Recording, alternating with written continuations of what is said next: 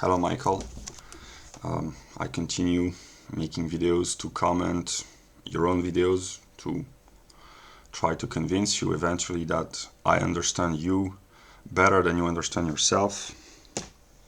I know myself to be many things, but also the concept that Hegel talks about in the science of logic, namely, to simplify, I am a singular individual, this empirical individual that you see with my personal memory, history, story, psychology, whatever. I have particularities. I'm a white European male of 29 years old. I have a job, which is making videos on YouTube. It doesn't get me a lot of money, but etc., etc. And I have a universality, which is my mind that you cannot see. You can only hear my words and try to make sense of the message that I speak.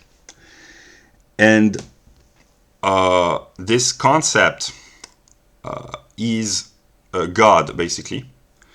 And the reason why people say humans are made in the image of God is because every human being is potentially or actually a concept. Namely, every human being is a singularity, a fully determined individual subject with particularities, race, job, political affiliations, age, generation, gender, etc., etc., and a universality, which is non-physical, immaterial, which is the mind. And every thinking human has the same universality, the same mind, which is God. But except me at this point and a few spiritually enlightened people scattered throughout the world, very few people know this. In this video, however, I will talk with my particularity of being a white man. So I will talk as a white man in this video. But Hegel would say the particular and the universal and the singular are interconnected somehow, so yeah. So I comment your video about the traditionalist view of the self. You say that about the true self, as opposed to the false or lower self, is the self that religion wants you to identify with, indeed. And you say that this traditionalist view might be promoted for social or political reasons, and here your conspirational thinking comes into play. But about conspiracies, in conspiracy, the root spir is the same as in spirit. That's why one way of interpreting Hegel's philosophy is the philosophy of conspiracies, because there is only one spirit which tries to know itself, so to speak. And you say that that way of thinking, namely the idea that we should all identify to the true self, what I call the universal, or the mind of God, would be advantageous to a ruling elite who would want to bind together various races, various groups, various cultures into a political unity. But precisely, I give you the truth. The ruling elite who wants to bind together the whole world is actually God.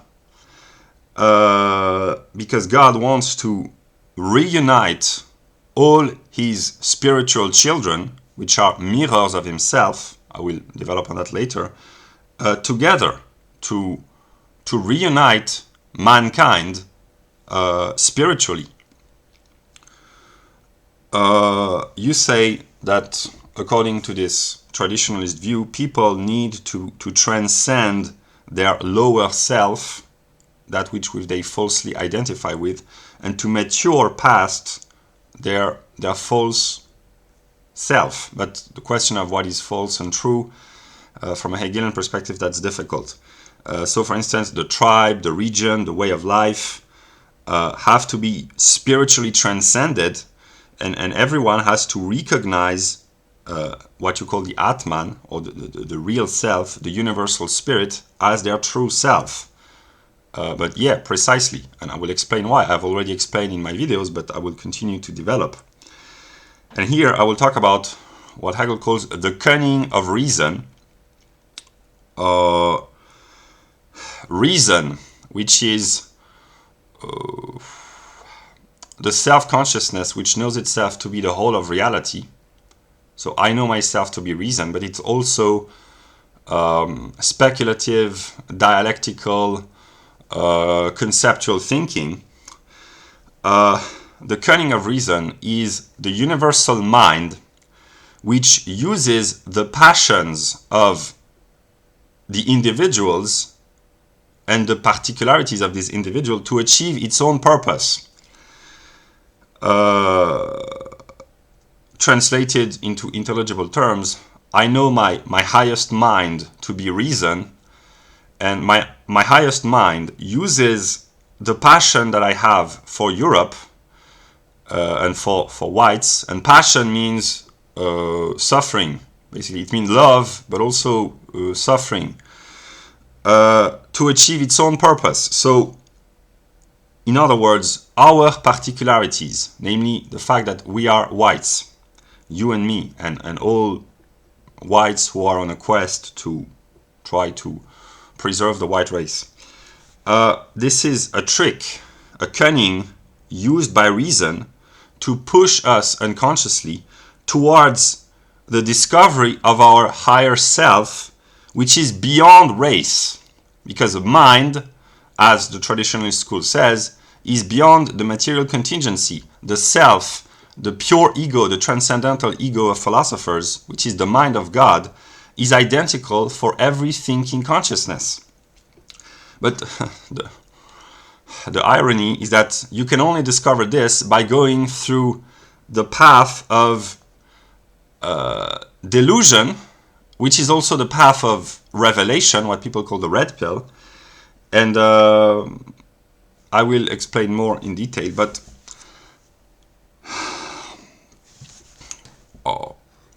basically I try to save the world, which means to save myself actually, by awakening right-wing pagans, or at least people who have gone through the path of right-wing paganism, because in the current circumstances, these are the only peoples in the entire world, in the entire universe, that I can convince of my spiritual truth, because they have gone through the same path as I have.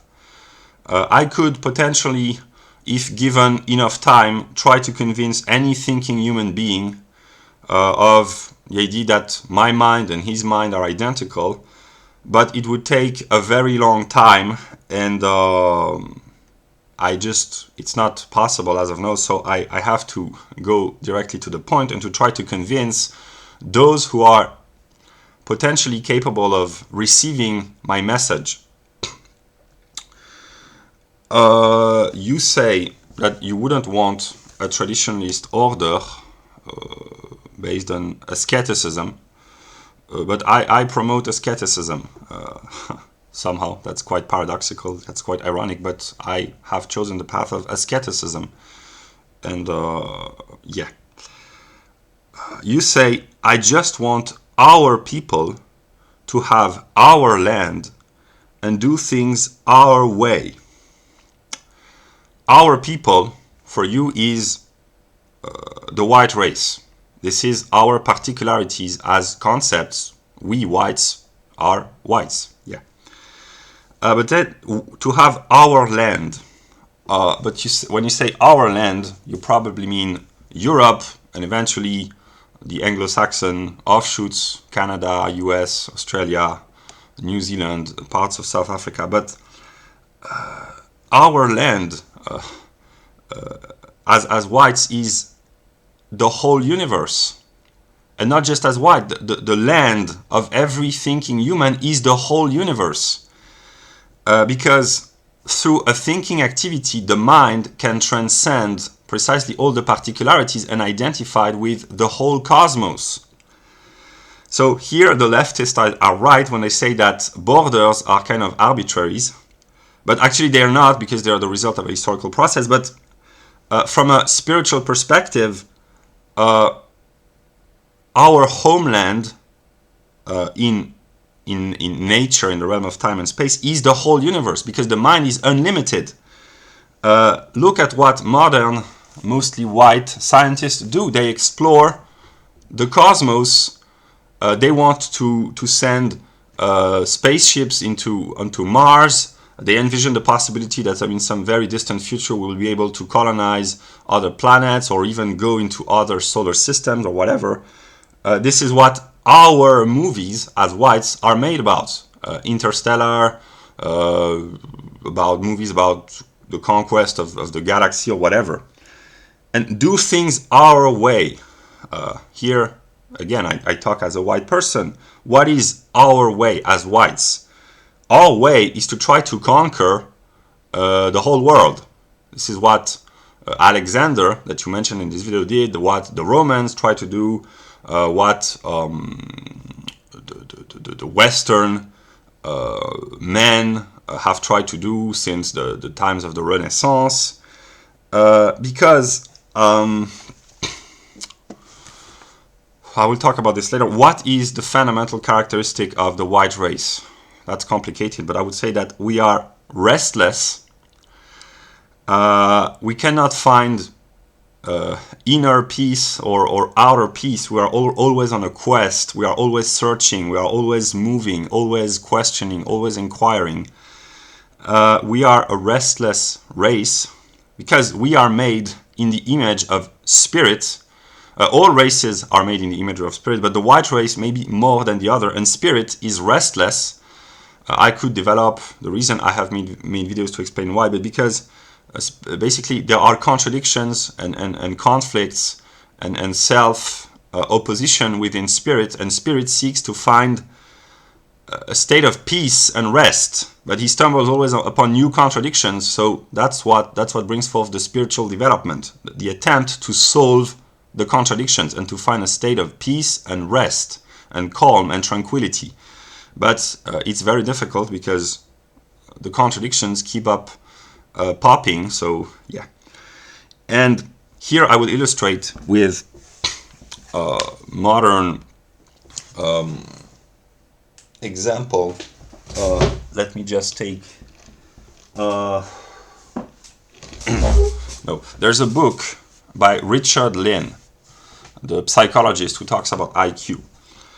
And he says, basically, I simplify that, it's a book about eugenics, a reassessment. Eugenics, a reassessment. Basically that the Western world, the Western democratic, individualistic world has given up on the idea of eugenics because it negates individual rights. But he says that in other parts of the world, namely in China, they have not given up on this idea. So his view is that it's a rationalist, atheistic view that in the future, in the long term, in the coming decades or centuries, China will eventually develop eugenic programs which will enhance the genetic quality of their population, intelligence, strength, etc., etc., and eventually they will upgrade themselves biologically and then eventually technologically and why not transhumanistically, and they will simply impose their order, which will be a world order, upon all other countries and nations, because they will be the most intelligent, the most populated, or almost the most populated, and eventually, that's his view, that Europeans, what will remain in this perspective of Europeans, will be treated like some sort of the Greeks, how the Greeks were treated by the Romans, namely as some sort of a group of people with a high culture to be preserved, like in some sort of a zoo, like the Roman treated the Greeks. Basically, they will have admiration and respect for our culture, but we will have no relevance except cultural anymore. That's the view. So in this atheistic, rationalistic perspective, we have to retreat into our land, but eventually a stronger, more ambitious country or nation or whatever will conquer us and subjugate us in this perspective. So that's a problem. You say you do not want a grand political order where one group sorts everything out, solves all the problems, basically, like the great Western figures or Rome or Alexander.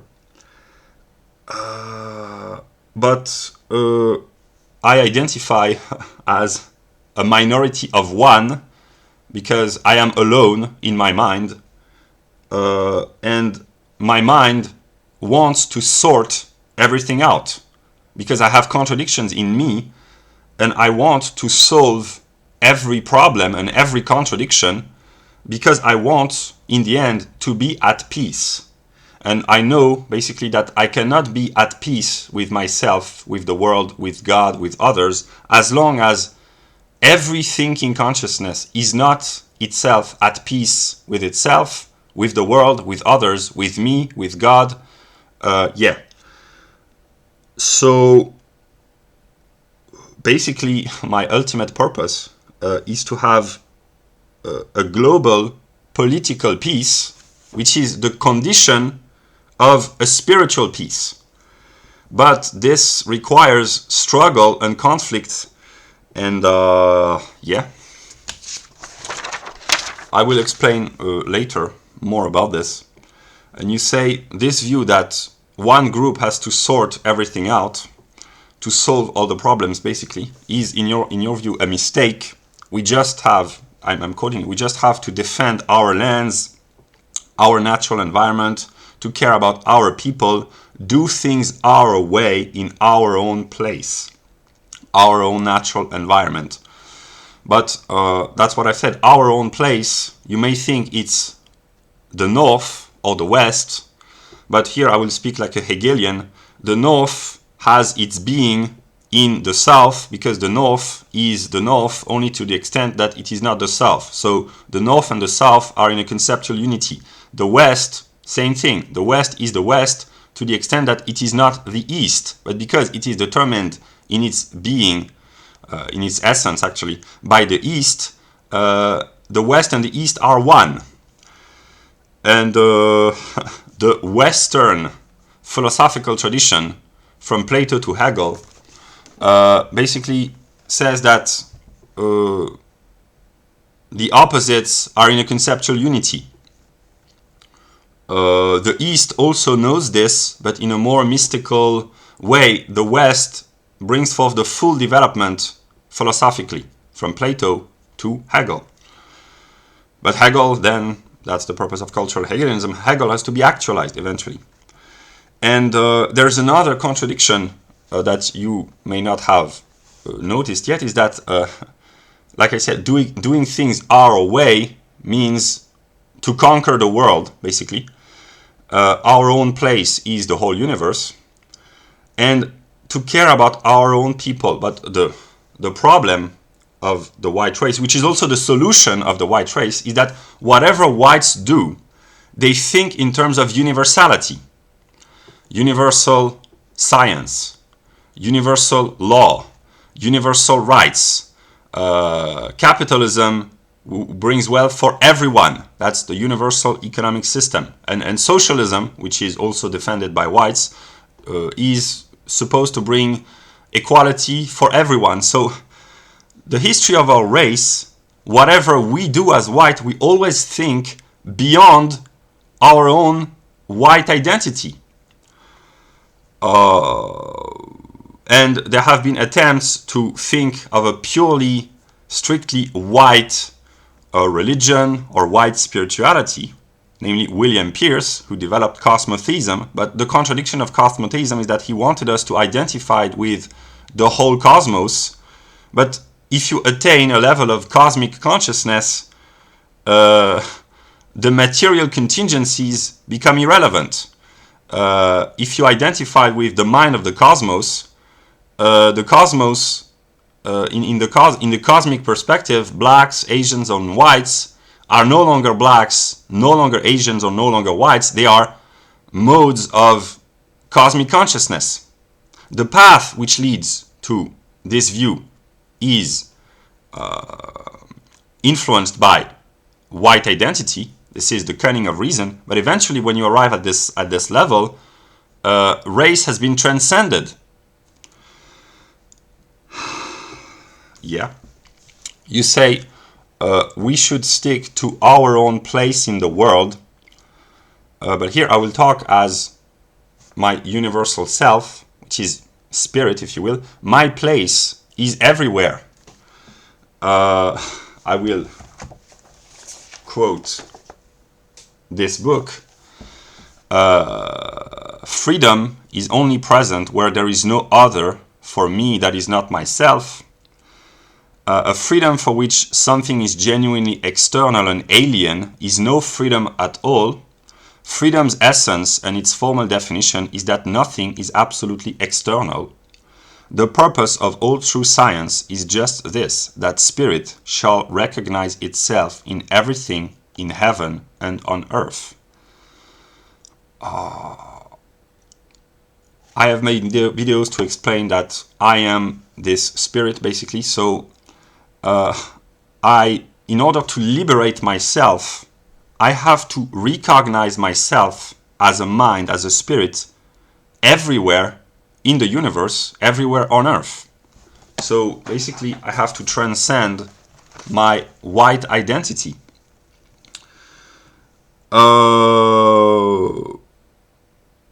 Then you say about the white man's burden, the idea to bring our sense of order to other races. But basically, this is what I want to do, to bring my sense of spiritual order to the whole of mankind, basically. And what is special, particular about whites in this day and age is that from an intellectual and spiritual standpoints, whites are being confronted by the negative, which is the negation of their demographic, cultural, civilizational identity, because in a atheistic, rationalistic perspective, whites will go extinct in a few decades or a couple of centuries at best. So whites are becoming aware of this demographic replacement, etc. So it forces them to question, but who are we? What is our identity? What is our purpose? What is our essence? Who are we, and what should we do? And this is what people in the West call the red pill process. And this confrontation with the negation, the threat of being negated, forces whites to move intellectually, spiritually, to question themselves and to grow and to develop and to mature and to evolve. And only whites are being confronted by the potential of their erasure, cultural, demographic, intellectual, whatever. Other races, they suffer more by having negative conditions of life, economically, politically. Life is much more difficult for non-whites, except the Japanese and some others, but for most non-whites, the standards of living and the political conditions are much more difficult in their countries, but they have some sort of a religious identity. Whites in the Western world, it's the opposite. The conditions are prosperous, stable, comfortable, but there is a spiritual emptiness and a will to fill in the void, to find spirituality. And this process, which I have gone through intellectually, has led me to Hegel. And Hegel has taught me that the self and the other are in a conceptual unity. The opposites are in a conceptual unity.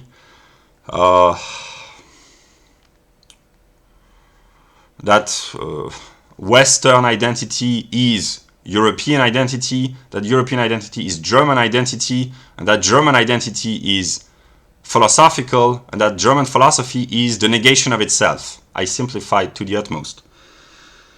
And I will just conclude about the white race. Some people on the red pill path ask themselves, but why is there an attempt to demographically replace the white race? Why do they want to erase us? And they start to develop theories because the white race is capitalist, and they, whoever, the you-know-who, as they call this, they want to implement a communist world order, and we whites are the defenders of capitalism. And there are those who say, no, actually they want technological capitalism, and we whites have a sense of some sort of socialist, non-economic, non-business mentality, some sort of old aristocratic view of an organic community. So the two are contradictory, but it's just a moment in the process of development. But the truth about the white race, there's a lot to say, but it is first that whites always eventually think of themselves as universals and always transcend their particularities, whatever they do. Whites are restless. The absolute truth is the same in the East and in the West, probably in the North and in the South, but in the East, they do not bother going through the whole process with all the difficulties, the hardships. They go directly to the point. Spiritual extinction in the primordial void of nothingness, whatever, the Buddhist spiritual wise men. But we in the West, we go through the entire process. And also, the white race wants to be free. Every humans strive for freedom, but whites do this more maybe than others. But with freedom comes responsibility. And to be free means to be responsible for one's actions. And freedom is freedom for good or for evil. If it was implied in the concept of freedom that one would necessarily always do the right, just, and good decision, it would not be freedom.